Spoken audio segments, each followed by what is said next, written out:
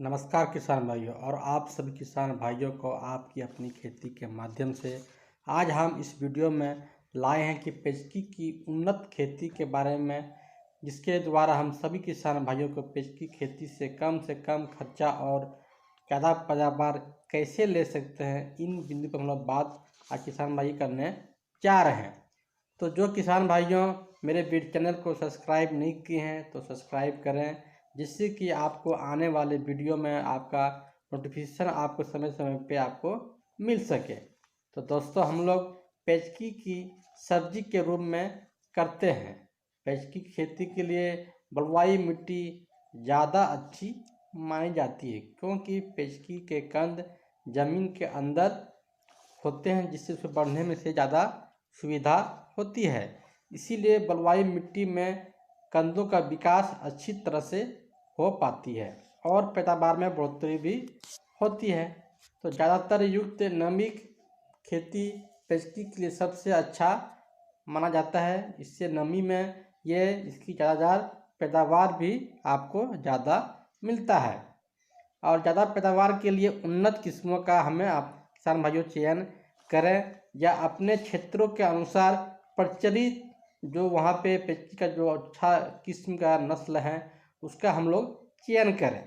और पेचकी की बुआई का अच्छा समय जो माना जाता है वह मार्च से अप्रैल तक बहुत ही अच्छा होता है। और भारत कुछ क्षेत्रों में इसकी खेती जून जुलाई में भी की जाती है। पेचकी खेती के लिए अपने अगर खेतों में अगर सही समय पर लगाते हैं तो आपकी इसे 20 से 25 कुंटल प्रति हेक्टेयर के अनुसार आपको इसमें आपका खेती हो सकती है। खेतों को तैयार करते समय आपको बहुत महत्वपूर्ण बिंदु पे आपको ध्यान देनी होगी कि हम जिस खेत का चयन कर रहे हैं उसमें पानी की निकासी की व्यवस्था होनी चाहिए, क्योंकि पेचकी में ज़्यादा पानी की एक मात्रा होती है तो फसल में आपको नुकसान हो जाता है। और खेतों को तैयार करने के लिए सबसे पहले हम लोग देसी गोबर का हम लोग अपने खेतों में प्रयोग करते हैं और उसके बाद ट्रैक्टर या अपने सुविधा के अनुसार या हल के माध्यम से हम अपने खेतों में 2 बार जोताई कर देते हैं, जिससे क्या होती है गोबर मिट्टी में अच्छी तरह से मिल जाती है। और उसके बाद फिर हम लोग पाटा के माध्यम या हम लोग जिस क्षेत्र से आते हैं वहाँ पर हम लोग चौकी भी बोलते हैं, उनके द्वारा हम लोग मिट्टी को समतल कर लेते हैं, जिससे क्या होती है कि जब पानी अगर वर्षा के मौसम में अगर इसकी पानी हो रही है तो पानी अच्छी तरह से खेत से बाहर अपने आप इसकी निकासी हो जाती है और इससे फसल को मतलब गलने सड़ने में इसकी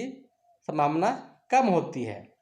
तो हमें इन सब चीज़ों पर भी किसान भाइयों काफ़ी ध्यान देनी होती है। और जब इसकी हम लोग बुआई करते हैं उस समय खाद के तौर पे DAP, पोटाश, नाइट्रोजन तीनों को खादों को अच्छी तरह से मिला के अपने खेतों में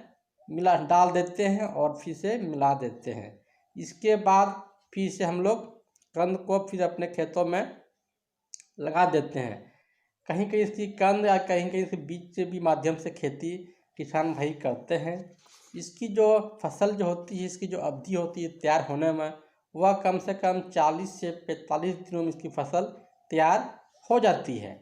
और जब ये फसल तैयार हो जाती है तो आप कैसे किसान जानें कि मेरी फसल तैयार हो गए हैं, तो इसके लिए होती है क्या, पत्तियां जो होती फसल के तैयार होने पे पत्तियां पीली और छोटी होना प्रारंभ हो जाती है, या फिर पत्तियों का मतलब सिकुड़ना भी मतलब प्रारंभ हो जाती है, तो समझिए कि आपकी फसल तैयार हो गई है। उसके बाद उसको आपने कटिंग करके पत्तियों को कटिंग करके इसे आपने